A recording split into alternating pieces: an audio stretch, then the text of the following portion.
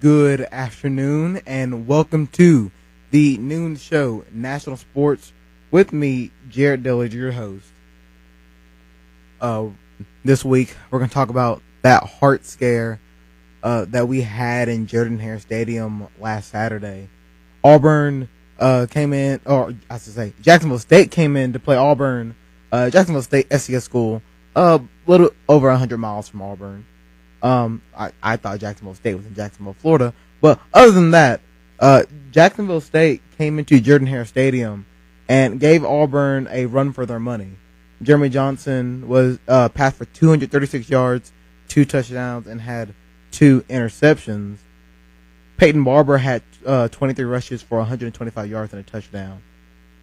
Auburn was down 20-13 very late in the fourth quarter when Jeremy Johnson finally threw another touchdown pass and tied it up, this sent it into overtime. And eventually Peyton Barber got the winning touchdown in overtime, and Auburn was able to escape. Auburn fell from 6th in the rankings to 18 in the AP rankings. And it's been a tough week for the Auburn Tigers and their fans as they've heard so much criticism from around the nation. So the question becomes, when do you write off Jeremy Johnson? When is the time that you either replace him because he's just not as good enough, or the time where, well, it's all or nothing for him, and at this point you just got to throw everything to make sure that he's going to be a successful quarterback? And what that really comes down to is one thing, and I noticed it and I noted it. Jeremy Johnson only had 4 rushes for 7 yards in the game against Jacksonville State. What made Cam Newton and Nick Marshall so dangerous was that they were dual threat quarterbacks. And that's what Jeremy Johnson needs in order to succeed in Auburn's offensive play style. Jeremy Johnson has to be a dual threat quarterback, because once you're a dual threat quarterback, you're dangerous not only through the air but on the ground, and that's what the defense has to look out for. Auburn offense really succeeds when it has that dual threat type feeling. The defense has to prepare for everything. When the defense has to prepare for all these certain situations, they make mistakes. And I think that's what it comes down to. Jacksonville State easily was able to stop the run when they needed it, except for late in the game. And Jeremy Johnson, he's being young, he's making bad reads. Gus Malzahn talks about how he has to do better if he wants Jeremy Johnson to succeed. Well, to help Jeremy Johnson in this game against LSU that they're going to play tomorrow, in Baton Rouge, no less, he needs to help Jeremy Johnson in the fact that they have to keep the defense on their toes. And the way to do that is to establish Jeremy Johnson as a threat early in the game, which will open up the pass game, especially in play action. And Peyton Barber has to keep doing what he's doing and run the ball like he has been. Other games around the SEC, Alabama beat Middle Tennessee 37-10. Georgia defeated Vanderbilt 31-14, although, at least in my opinion, that game was close for a good bit before Georgia actually started to pull away. LSU, who Auburn will face tomorrow, beat Mississippi State 21-19, although I feel LSU dominated that game early on. Mississippi State made the comeback late but came up short. Texas A&M continues to impress, 56-23 over Ball State. Ole Miss 73-21 over Fresno State. Ole Miss is averaging over 70 points going into Tuscaloosa tomorrow, which I think is amazing. And then Tennessee lost to Oklahoma 31-24 in double overtime. That was a really tough game for Tennessee. I thought, at halftime, I thought they had it. And, in halftime, they really... at halftime, I thought they had Oklahoma. But Oklahoma being the program they are, prestigious and all, they were going to find a way to win. I'm surprised Trevor Knight wasn't in the game. I'm surprised he wasn't put in the game eventually. But Oklahoma stepped up to the plate and they got the job done. But don't take anything away from Tennessee. They're going to be a good program. If not this year, next year. They got the pieces. They're going to have the recruiting class. And they got the fans. So that's going to be it's going to be exciting to see Tennessee progress. This year it's going to be exciting to see Tennessee. But next year it's going to be really exciting because that's where you should watch out for Tennessee. I think this year was just a little, preemptive. I didn't think there would be that much of a factor, but maybe they will be. So now joining me now is JJ Jackson. JJ, how are you doing today? I'm doing well, Jared. Thanks for having me. I really didn't want you on the show, but okay. I just wanted to really be able to talk about football. It's been a great week of football, and particularly about this Oklahoma-Tennessee game that you've been talking about, and just kind of have a healthy discussion, because for me, I think you have to give more credit to Oklahoma in this game, and the fact that being down 17-3 with their backs against the walls in Knoxville, in Neyland Stadium, Rocky Top saying every 2 minutes that they were able to battle back and win this game in double overtime. And I just have a harder take on what you're saying. I get that there's so much talent, and Josh Dobbs and Jalen Hurd and Josh Smith, the whole skill positions that Tennessee has, they're getting better on defense. I just feel like every year we're talking about just wait until next year. And every year Tennessee has a top 10 recruiting class. And every year, next year is going to be our year. It's time for them to step up and do it now. Well, I mean, I agree with you in that sense. But they played Oklahoma. They played one of the most prestigious teams in the nation. And they came into the play and they played well. When they lost, they got a loss. They have the loss. They have the the one mark in the loss column. But when you say step to the plate, they step to the plate. Sometimes you ain't got to win to prove that you're there. In Tennessee, they are an inch away from being there. I agree. I think that Tennessee can. Don't get me wrong. I think that Tennessee can still compete for the SEC East title this year, but I don't like that people keep, saying next year. At the end of the day, you have football games to play right now, and that you need to take care of. They've got a great schedule this season. I think that there's going to be a lot of good games that people are going to want to watch. Particularly, they travel to Tuscaloosa this year on October 24th.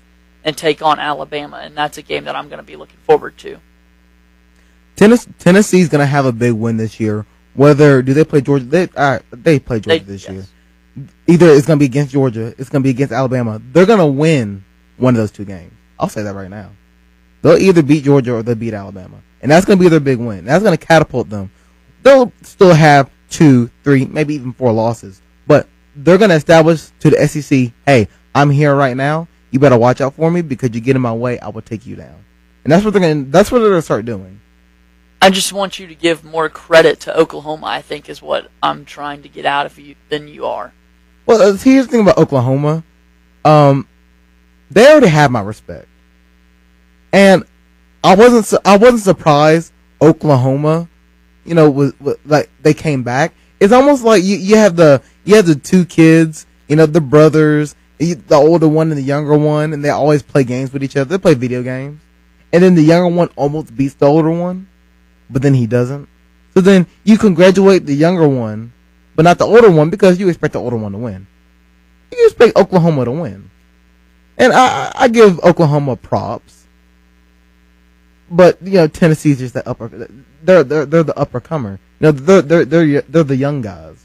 One, that is an extremely interesting analogy that you just gave me there. And my second question is, so in that analogy, Tennessee is obviously the younger brother, I'm guessing. Yes. Baker Mayfield, people aren't giving him enough credit, I feel like, for what he's been able to do, and all the talk is about Trevor. And for Oklahoma as a program, this is a team that 2 seasons ago, they beat Alabama in their bowl game, and there was so much hype going into that next season, and that would be last season, 2014 season, that, hey, Oklahoma is back. They're on the forefront. Bob Stoops has the Sooners in a great place, and that's a team that went 8-5. And I think that, that was a reality check for them. They bring over Lincoln O'Reilly to be their offensive coordinator from East Carolina, and what I saw out of Mayfield, and particularly his connection with their returning stud at wide receiver, Sterling Shepard, was impressive. 19 of 39 for Mayfield, 187, 3 TDs, and 2 picks. And then you look over to Sterling Shepard, 7 catches for 74 yards, and he found the end zone twice. When it comes to Baker Mayfield, and I'll say this, throughout the game, especially in the first half for Oklahoma was just straight up terrible. When it came to Baker Mayfield, it seemed like this can be translated to Jeremy Johnson as well. I wasn't sure if he was all there. He proved me wrong in fourth quarter. He definitely proved me wrong. But I was surprised Oklahoma, being in the environment they were in, didn't. That you didn't even see. I don't think you saw Trevor Knight even warm up on the sideline. Because Baker, I believed in him. I wanted to believe in Baker Mayfield, but I was surprised that you didn't even see a hint that Trevor Knight was going to come in the game, which says a lot. That means Oklahoma they were all in on Baker Mayfield. And that was their guy, and they weren't going to change him in and out with Trevor Knight, mixing it up. So that does say a lot about Oklahoma and the quarterback that they want to promote, the quarterback that they think is going to win them the football game. And that's just an in-game situation that I think that you don't want to see very often when you have that controversy and you have, your backup quarterback on the sideline taking reps. And I think that for Bob Stoops, give credit to him and Lincoln O'Reilly for sticking with their guy, sticking with Baker Mayfield. This is a team that in the second half they converted 7 of their last third down plays, was able to keep drives going, keep scoring the ball, and making big plays when it counted, and especially in overtime. Yeah, Oklahoma, they still got to play Baylor, and they still got to play TCU. And I think we're really going to see what Baker Mayfield's made out of in those 2 games. But I think both those games take place later in the season. So we'll see. We'll see what he's made of then. The next big game that was played Saturday was Michigan State versus Oregon, and I publicly made my declaration for Michigan State. If I could transfer schools, I don't want to, but if I had to choose a school other than Alabama I can go to, it would be Michigan State. I'm all in on Michigan State. Other than Alabama, or you mean other than Auburn? I mean other than Auburn. Okay, and other than in the state of Alabama. Don't quote me on that. Okay. I just wanted to clarify things. I go to the University of Auburn, War Eagle. Auburn University. JJ, you want to get out right now? Just correcting you. Michigan State. The Spartans. 31-28 over Oregon. Connor Cook, the quarterback from Michigan State, 192 yards, 2 touchdowns, and a pick. One thing I want to point out, Michigan State only had 2 penalties the whole game for 15 yards. And that is a sign that your team is mature and knows how to play, or they just get away with stuff. But I think that's a sign that this team is mature. They know how to play the game very well. They know how to manage the game. And your quarterback only had 192 yards, but you were still able to shut down that high-powered Oregon offense. Yes, I know Vernon Adams Jr. had a broken finger. I know. People bring that up all the time, and that's why Oregon lost. And he played very well with that broken finger. What? Are you disagreeing? No, but people are saying the only reason Michigan State won was because he had a broken finger. At the end of the day, Michigan State... If he didn't have that, Michigan State would have lost. Michigan State made more plays. They won the football game. But Vernon Adams, I was very impressed with what he was able to do, given the fact that as a quarterback, his right index finger, the finger that is the last to touch the football as it releases his hand, was broken, and he was still able to throw for over 300 yards. I like how to explain the whole index finger and how it pertains to football. Just wanted to make it clear that, what he's going through is very difficult and that he should be given credit for the performance that he was able to put out there on the field. Well, hold that thought. We have to take a commercial break. You listen to WEGL 91.1 FM, National Sports, with your host, Jared Dillard, and here with me, JJ Jackson. Our daughter might be drinking or taking something else. We can't talk with her about it. She keeps everything secret. But when I pretend everything is okay, I'm keeping secrets too. My therapist suggested Al-Anon family groups. It was helpful to hear what other parents said. Are you troubled by someone's drinking? You might be surprised at what you could learn in an Al-Anon family group from people just like you. Call 1-888-4-AL-ANON or visit alanonfamilygroups.org. Thieves look for the biggest payoff with the least risk. In the past, thieves would rob a bank, get a few $1,000s, but usually get caught and face years in prison. So they started stealing cars, make a few $1,000s, and risk a lot less jail time. But as the penalties increased, the thieves looked for something safer. Why risk years in jail for a few $1,000s when you can steal a truckload of cargo worth hundreds of thousands of dollars and have very little chance of getting caught or going to jail? Cargo theft has become a major problem in the U.S., and the National Insurance Crime Bureau needs your help to put a stop to it. Stolen cargo adds to the cost of merchandise, food, and transportation, and buying stolen goods over the internet or on the street corner is risky and dangerous. Stolen food or pharmaceuticals can pose a real health hazard. If you know something about cargo theft or stolen goods for sale, call your local police or call us at 1-800-TEL-NICB. A public service message from the National Insurance Crime Bureau. I'm so glad we left that stupid party. No joke. Hey, baby, are you an overdue library book? 'Cause you got fine written all over you. Oh, barf. What about that girl with the hoop earrings? Ridiculous. When she was dancing... Megan, look out! Look out!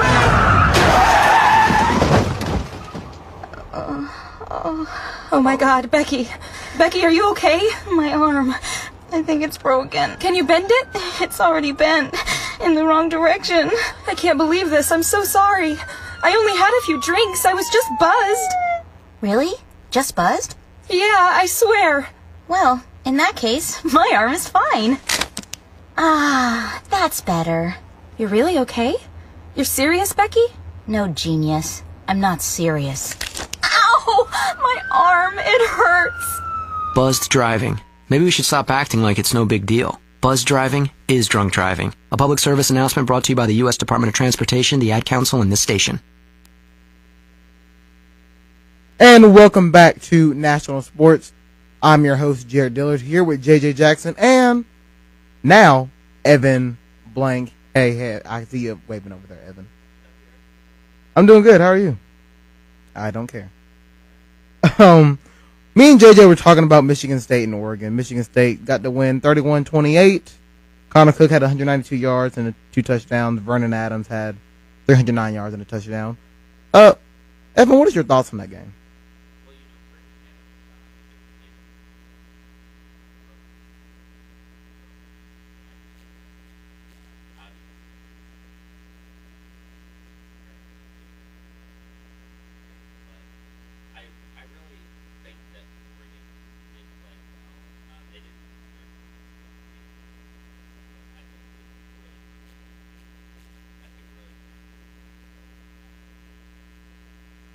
Thank you for the point you just made there, Evan, about Vernon Adams and the broken right index finger. Jared was talking about people, saying that the broken index finger was affecting, or was the reason why Oregon won the football game, and I'm not, or why Michigan State won the football game, and I'm not a part of that group. But I just wanted to make say that right index finger is so important. It's the last finger that has grip on the ball when it releases from the hand, and it's very important for a quarterback to be able to have full control of that throwing index finger. And so for Vernon Adams to throw over 309 yards and keep his team in the game until the very end is impressive, and he should be given some credit for that.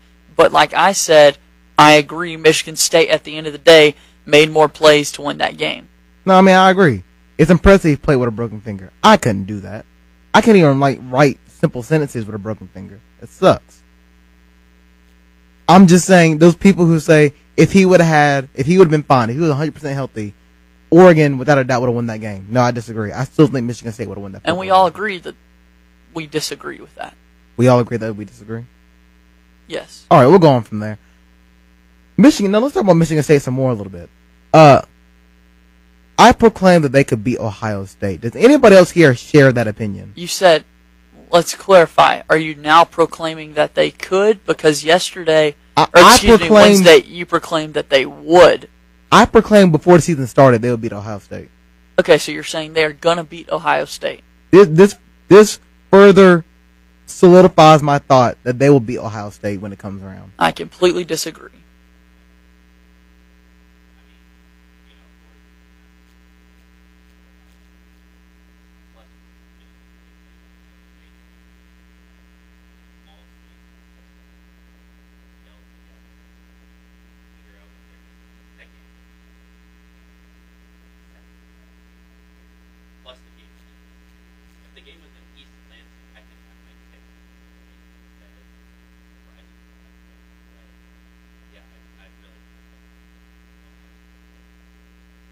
Yeah, the game's at Ohio State, and then Michigan State wraps up their season at home in East Lansing against the Nittany Lions from Penn State.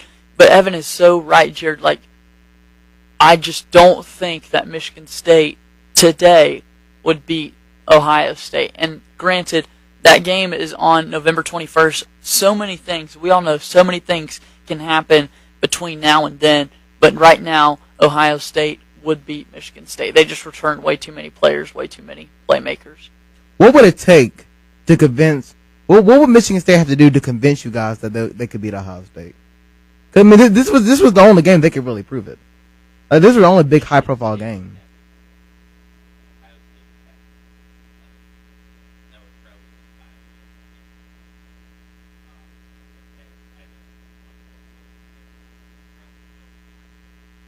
Or Braxton Miller.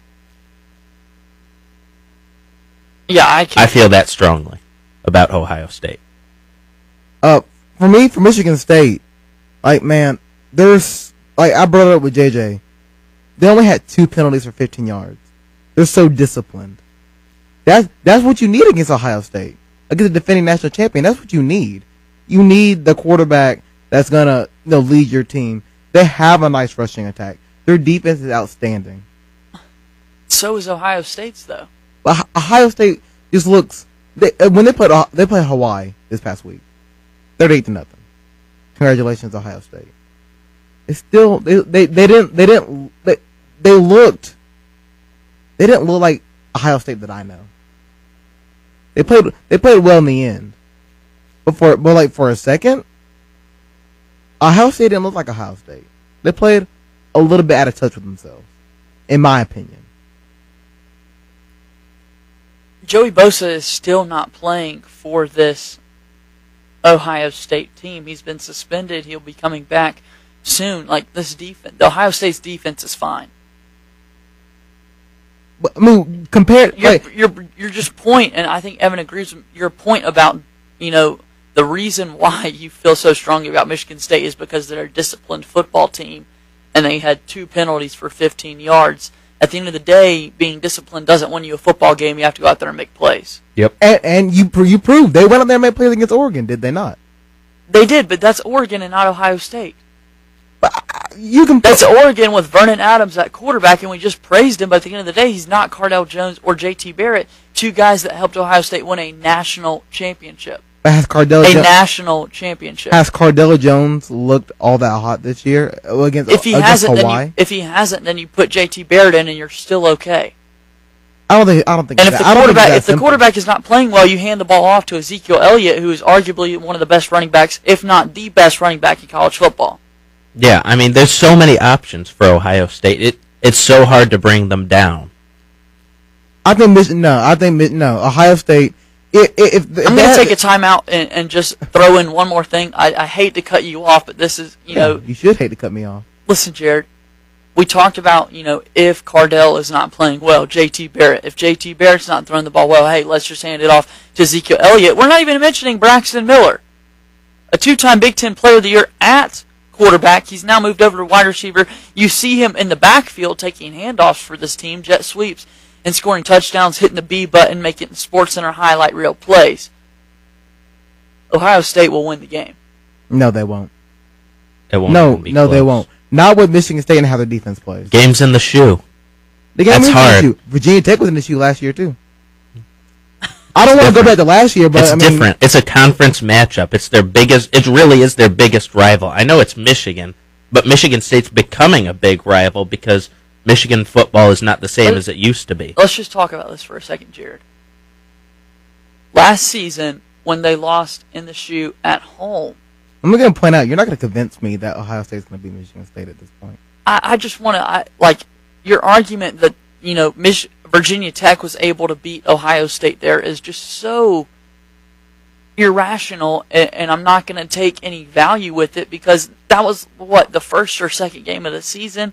JT Barrett. Right. It was JT Barrett's just now getting used to starting Braxton Miller. Ohio State was freaking out because, oh my goodness, a two-time Big Ten Player of the Year at quarterback is now done for the season. JT Barrett has to step up, and he leads the team.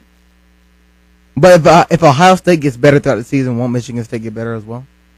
Not necessarily. That point just made no sense. If this team gets better, won't this team get better? You don't know that. How does that even make sense? Michigan State is a top team in the nation. We're not arguing that. But you don't think they can go toe-to-toe with Ohio State? No. Why is that? Ohio State is just too Why good. is Ohio State here and everybody else is down here? I know they're defending national champions. But I don't think I hold them as high as you guys do. What puts Michigan State so high for you? Michigan State has proved time and time again, year in and year out, that they're a good team. Okay, but who's their impact player? Connor Cook? Is that who you're going with? Honestly, if I had to choose an impact player, I wouldn't choose a player. I'd just say their defense. Their defense holds them together. That's what you're talking about is their defense, but at the end, they also have to score points. Yeah, they do. So Connor Cook, big game Cook, he's not known for playing well in big games. He was okay against Oregon. He got the win at the end of the day, but it was still close for comfort. I mean, when you play Oregon, you're always going to win close for comfort if you do win. It doesn't matter. We have to go to commercial anyway. I'm tired of talking to you guys. Just Michigan State. I'm so in on Michigan State. If the game kicked off right now, do you think Michigan State would beat Ohio State?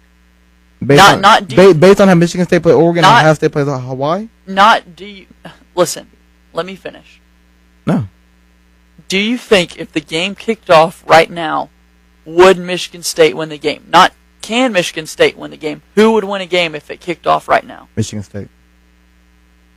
Evan and I disagree. You're not stupid. Okay, by November, when that game comes and goes and Michigan State win that game, you two better not show up in here. That would be the whole show. We will come on this show and apologize to the listeners that we were so down on Michigan State, even though we really haven't discredited them at all. We're just giving a lot of praise to Ohio State. I think you're giving too much praise to Ohio State, I think that's where our opinions differ. But you're not giving enough credit to Ohio State.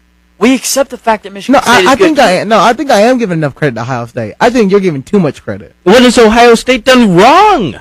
This could be one of the best teams that we've seen. You keep bringing up the Hawaii game. What was the score of that game? That we've seen, the Hawaii game, 38-0. What is wrong with that?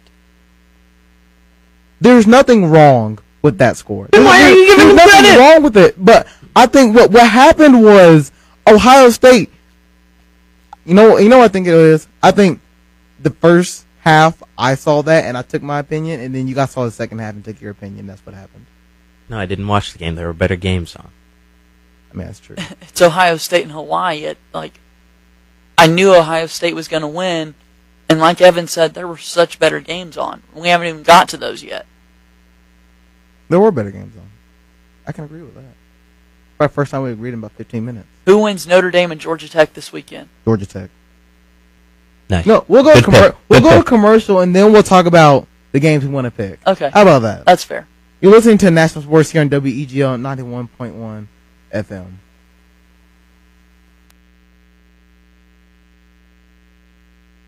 One day, I'll teach chemistry to kids. I'm going to be an architect. My dream is to be a chef.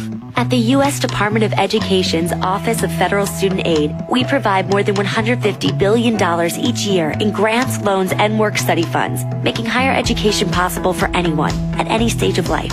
I can go back to college. I can change careers. I can make a difference. Federal Student Aid, proud sponsor of the American Mind. Learn more about money for college at studentaid.gov.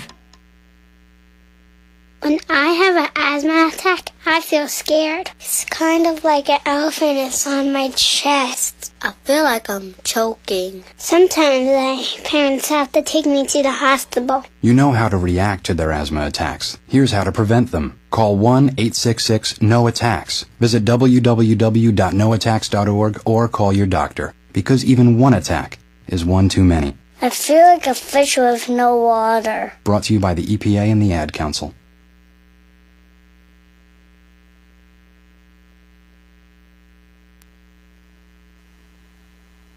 And welcome back to National Sports. I'm your host, Jared Dillard, here with JJ Jackson and Evan Blank. You guys really made me mad a couple minutes ago. Well, that's fine. We disagreed. Evan and I will be right on November 21st, 2015. You guys just give so much credit to Ohio State. I don't understand. Let's just go over our game picks for Week 3 college football. Okay, so first game. Number 18, Auburn. Number 13, LSU. Who do you guys have? Evan picked LSU. I'm going to be on the Auburn bandwagon and hope that Auburn can win the football game. It's really hard for me to pick Auburn games. I'm going to go Auburn too. Evan, since you picked LSU, you'll probably get beat up in the parking lot later tonight. Whatever, man. I mean, I correctly predicted almost all of Auburn's games last year, except for the Texas A&M game and the Georgia game. I picked every other game correctly. So, I mean, after Texas A&M, we all kind of saw where Auburn was going after that. Yeah, and the Georgia pick was a mistake, and I knew it when I said it. Well, look, I'm picking Auburn simply for the fact that for Jeremy Johnson to win, he's going to do two things. Gus Malzahn has to establish him as a dual threat quarterback, because that's what's going to work for Auburn. That's how the offense works. Nick Marshall and Cam Newton are both successful because they're dual threat quarterbacks, and he has to have short-term memory. Whatever happens in that game is going to happen. Whatever happened, in Louisville, whatever happened with Jacksonville State, it happened. We got to let it go. He has to have short-term memory and just go with it. We'll just have to wait and see. 26 hours until kickoff. Georgia Tech at Notre Dame, Jared. I'm picking Georgia Tech. I'm with Tech. I'll go Notre Dame. I like them at home. Get out of here. I know that Malik Zaire is out for the season with a broken ankle, and Deshaun Kaiser is now taking over those quarterback duties. I'm really impressed with Notre Dame and the skill positions that they have. I'm going to take Notre Dame. Next game? Look, no. Okay, next game. No, not next game. Notre Dame's backup quarterback. I wrote his name down. I don't even know where I put it. Deshaun Kaiser, 8 of 12, 92 yards, and a game-winning touchdown. Against Virginia. Exactly, Virginia, who Mike London is inevitably going to be fired at the end of the year. Look, I'm rooting for the kid. It's a great story. You come in off the bench, leading this team to hopefully a national championship. But look, you're playing Georgia Tech. Georgia Tech's good. They have one of the weirdest offenses I've ever seen play, but man, they can run the ball. And look, you know what's going to happen? Georgia Tech's going to get up early, and then Notre Dame's never going to see the light of day again. That's what's going to end up happening. That's fine. That's fine. You insulted me with that pick. I hope you know that. Okay. This one's a little bit of a gimme. It's Stanford at USC. If Stanford didn't lose that game against Northwestern, it probably would have been a more high-profile game. But where do you guys think Stanford stands against USC? I mean, I don't see Stanford doing all that well. I just don't think that David Shaw's been that good of a coach. I think the team's been on a downward spiral ever since Jim Harbaugh left the team, and I just can't see USC losing this game. Cody Kessler's just too good. It'll be closer than people think because it's a good rivalry. Yeah. But it's not going to be all that close, frankly. I agree. USC wins. I mean, I also agree with USC. I just wonder what everybody's thoughts would be on that one. I think I'll agree with Evan. I think it'll be closer than what people think. Cody Kessler's a baller. All right, I'm gonna. There's Ole Miss and Alabama. I'm gonna skip that for a second. I'm gonna go to number 19 BYU versus number 10 UCLA. Who do you got? I got UCLA. I like UCLA in this game too. I feel like I'm gonna regret that because BYU screwed me the last 2 weeks because I keep picking against them and I don't want to keep messing. They'll probably throw a Hail Mary again. I know, and I'm gonna cry. I'm gonna go UCLA as well. Tanner Mangum has had great heroics there in the last minutes for BYU, but at the end of the day, I just think that UCLA is the better team. I think they'll win on Saturday night. True freshman Josh Rosen has been playing very well. I've been reading NFL scouts are already raving about him. He's a true freshman, not even eligible for the draft. And the other day on Colin Cowherd, Troy Aikman said that he believes Josh Rosen is the best quarterback UCLA has had since Aikman was on that campus. Last game. I agree with that. He's so accurate. I mean, I watched the UNLV game wire to wire last weekend, ignoring the other good games that were on TV. Like, honestly, I didn't watch that much of the Oregon-Michigan State game because I wanted to watch Rosen, and he's so accurate. It's incredible how accurate he's a baller. Yeah, he is. The last game, 9:15 at night. This game is. I thought that was weird. That's really late at night. Number 15, Ole Miss at number 2, Alabama. Who do you guys got? I'm going last for Ole Miss one. I got Alabama. I mean, I like what I've seen out of Chad Kelly, but I think at the end of the day, I think the Alabama defense is going to get it together and stop the Ole Miss offense. Alabama defense is the key here. Just they're very talented defensively. Area of concern for Alabama, however, is the fact that last week against Middle Tennessee State, 3 quarterbacks did take snaps for the Crimson Tide. Granted, the third one just handed the ball off to the running back 3 times in a row, and the game was over. But I think that you definitely need to solidify your quarterback, whether that be Jake Koch or whoever it is, and be able to go forward knowing who your guy is in these big games. But Alabama will win. Derrick Henry's a monster. All right, here we go. I got Ole Miss. I got Ole Miss walking into Tuscaloosa and beating Alabama. Because Alabama scared me a little bit last week. I mean, I would like to see that. I could see that happening. I just think that Alabama will win. Ole Miss. The scary thing about Ole Miss, I know it's been 2 games. I know they played nobodies.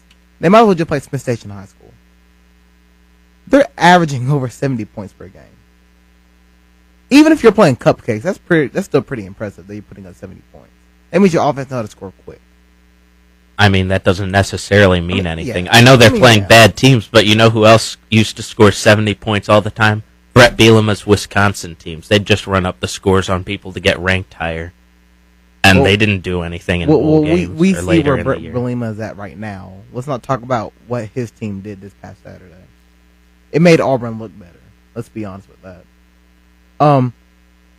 But I've always been concerned about Alabama's secondary, and I think that's where Ole Miss's strength is going to be at. Especially they got the win last year. Granted, it is not. They're going to be on the road, but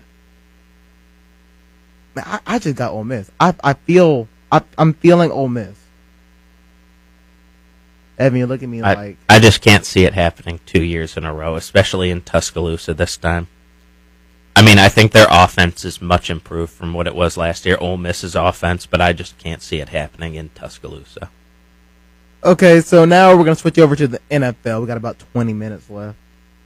Week 1, I didn't do very well. Out of all my games, I went 9-7. So did Evan. He's saying he did as well. There you go, Evan. So I'm just going to run through the scores real quick. The Bills beat the Colts 27-14. The Jets over the Browns 31-10. The Packers 31, Bears 23. The Chiefs beat the Texans 27-10. The Rams beat the Seahawks in overtime 34-31. The Dolphins beat the Redskins 17-10. Panthers 20, Jaguars 9. The Chargers beat the Lions 33-28. The Cardinals won 31-19 over the Saints. The Broncos beat the Ravens 19-13.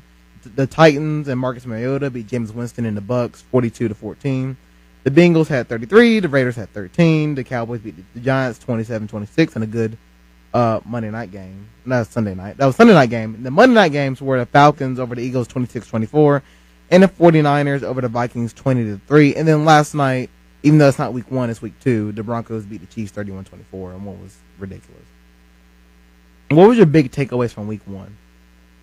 I think for me, just the fact that there were great football games all week long, especially when you add in the game last night. The NFL is off to a great season, and the fact that these games are so competitive, so close, and so back and forth. I mean, I was glued to the TV watching all the different games. I was at Buffalo Wild Wings, And it was just incredible to see TVs all around you with great games and great things to watch on the screen. Chargers got a big win this past weekend. I was excited. It was a good weekend. My Colts were handled by the Bills. I'm not concerned, but it wasn't a very good week for me, especially after Auburn's scare that they had. I just didn't have a very good sports week. But it's the Seahawks. What's going on with the Seahawks? What happened in that game? I just think the Seahawks got off to a slow start. They had to fight back. They were able to fight back, tied up, going to overtime. At the end of the day, St. Louis got the field goal, 4th and 1. Marshawn Lynch tried to get that first down for Seattle on a run. St. Louis was able to stop them. Ball game's over. I don't think you can put a lot into one game so far in the season, knowing that Cam Chancellor and that defense is kind of trying to figure things out now that D coordinator Dan Quinn is no longer there. I think the team will be fine in the long run, and so you shouldn't put much value into that game. This Sunday night's going to be a big test for them. But should you put value into the Rams? Don't take anything away from what the Rams did. They're going to be a better team. Do I think that they will win the division? I don't think so. Well, at least get a. I mean, you know, they have Arizona. You got Seattle still.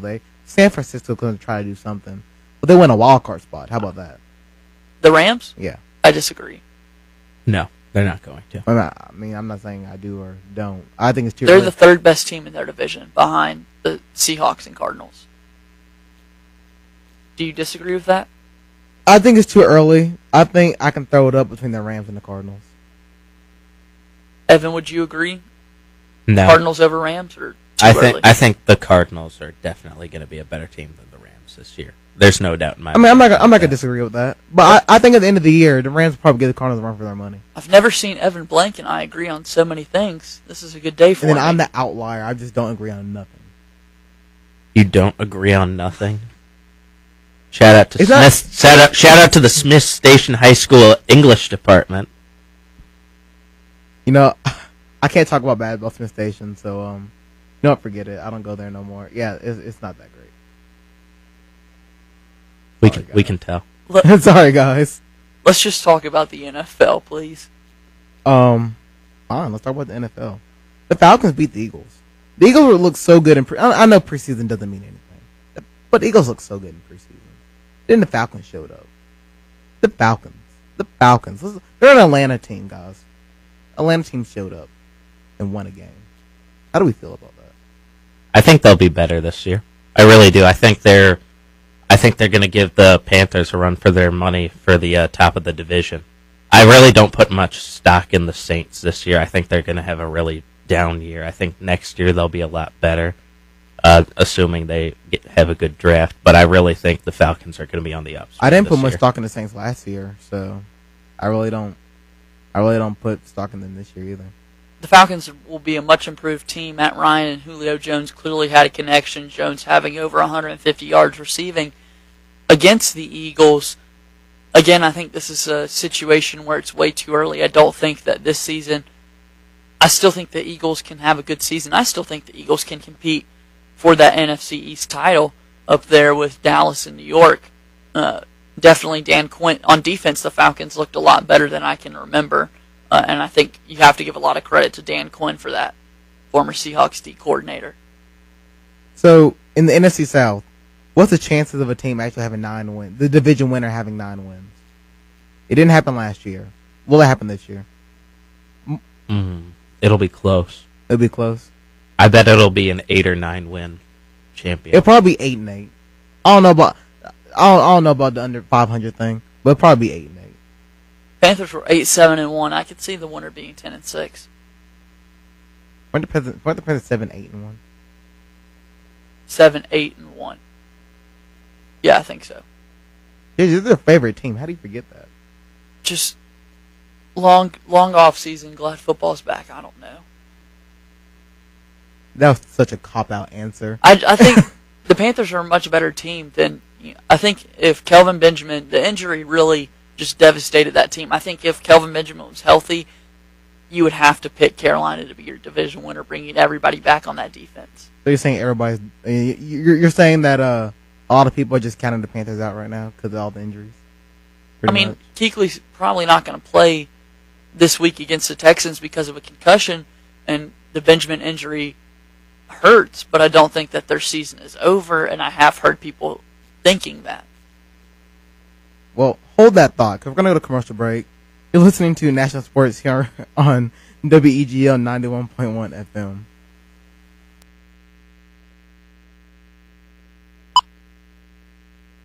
Buying Girl Scout cookies probably looks very simple. You just buy a few boxes from a Girl Scout and that's it, right? But you wouldn't believe the skills we learned by the whole experience of selling them. Ask us about our inventory. We have something for every taste. Notice our new boxes. They tell the story of what we do. Ask us where the money goes. Our team gets to decide. When a Girl Scout sells you cookies, she's building a lifetime of skills and confidence. This is what a girl can do. Girl Scout cookie season is here. Find your cookies at girlscoutcookies.org.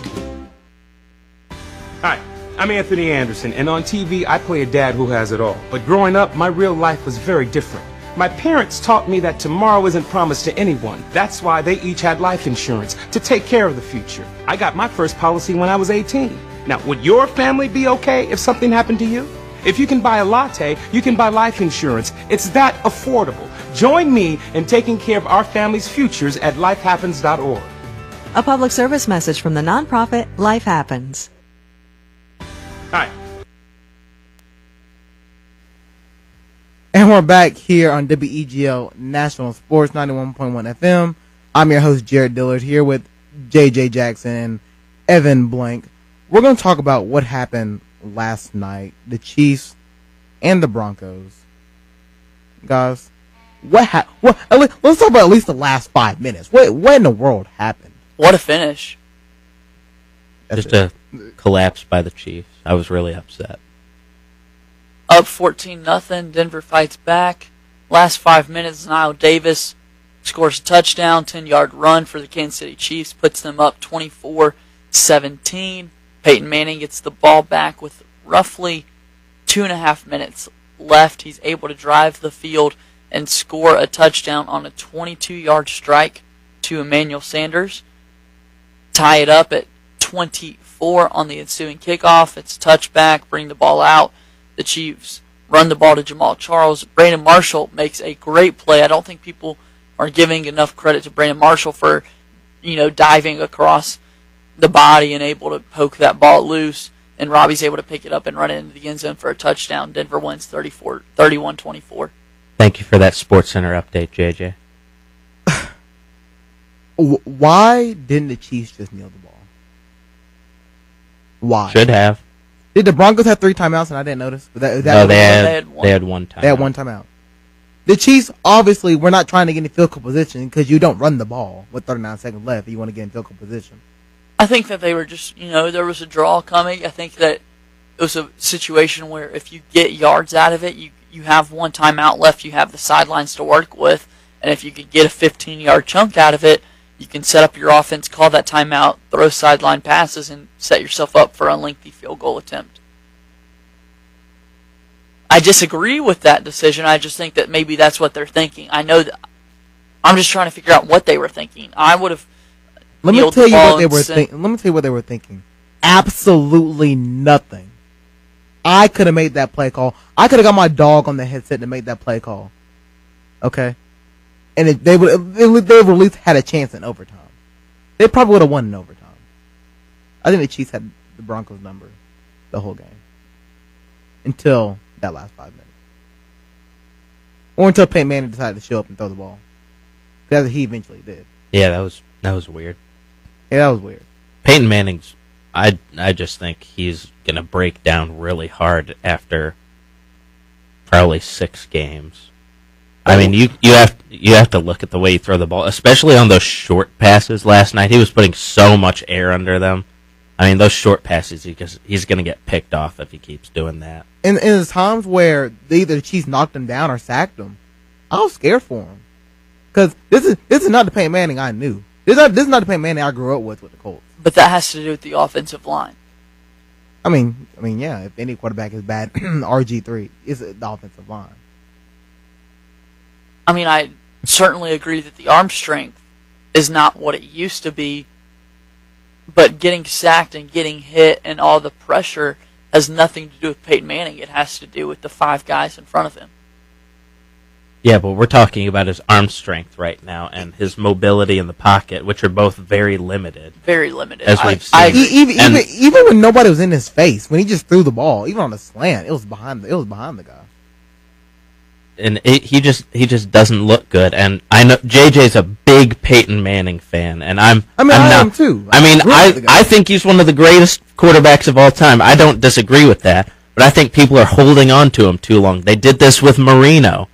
Marino's last year was just like what I imagined this year for Peyton Manning's going to be. People so high on him and so excited, and he just keeps getting hit, and he can't move around in the pocket, and his throws have no zip on them. The scary thing is... people won't let go. The scary thing is, I think that's how it's going to end. He's going to get knocked out this season. He's going to get hurt, and that's it for him. That's the scary part. He messed up his shoulder. He's 2-0 on the season. Okay. The Lions were 4-0 in the preseason, then had an 0-16 season. So what? Just numbers. He's 2-0 on the season. The Broncos have won 13 straight road divisional games. Don't count them out just yet. They find a way to win. Neither of those wins were with Peyton Manning, though. Those were all defensive wins. Auburn's 2-0 too. And look at people talk about us. Last night's win was credit to the defense, but would you agree Peyton Manning was a lot better than he was in Week 1 last night? I mean, he didn't throw any touchdowns in Week 1, so yeah. So by default, he was better. So then he can still get better. No. What we used to... He's not going to be the 55 touchdown pass in a season, Peyton Manning, but he can still lead a team to a division win. Not in this division. I think the Chiefs are going to be too good. I think the Chargers are going to be better than the Broncos at the end of the year, too. I just can't see Peyton Manning doing anything of significance past Week 5 or 6. And you're thinking about if he's even there the whole season. I don't even know if you said the offensive line's bad. He may get knocked out for the season. That's the scary part right there.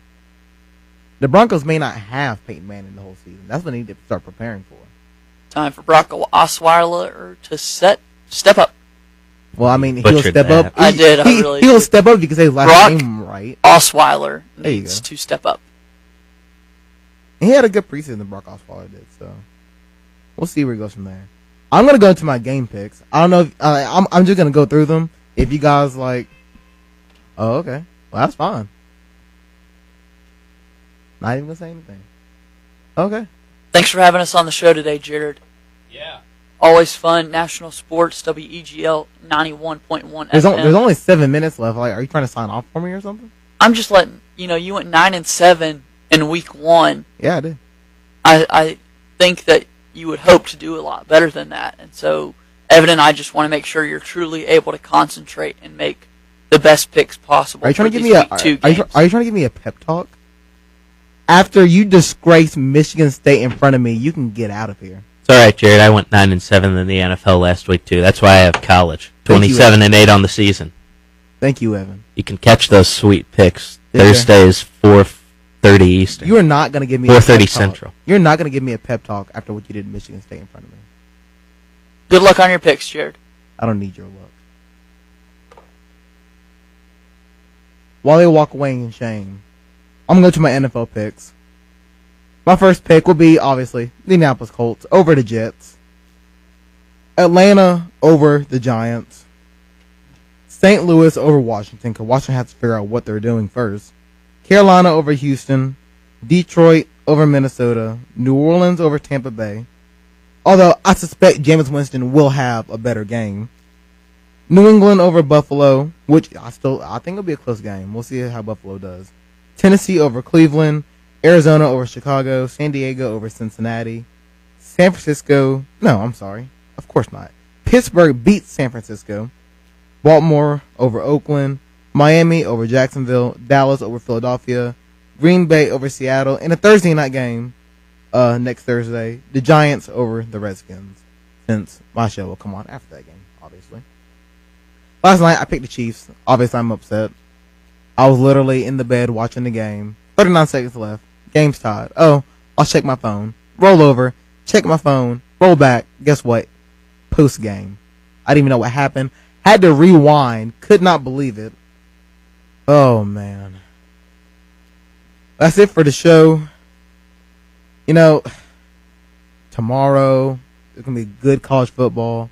Auburn's going to play.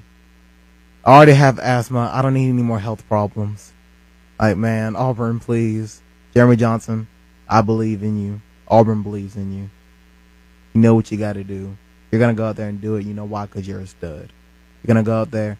You're going to perform your heart out. That is it for national sports. I'm Jared Dillard. I was here with J.J. Jackson and Evan Blaine. They had to leave. I don't care. They disrespected Michigan State in front of my face. They just better be glad they didn't disrespect Auburn or the Colts. That's it for our show.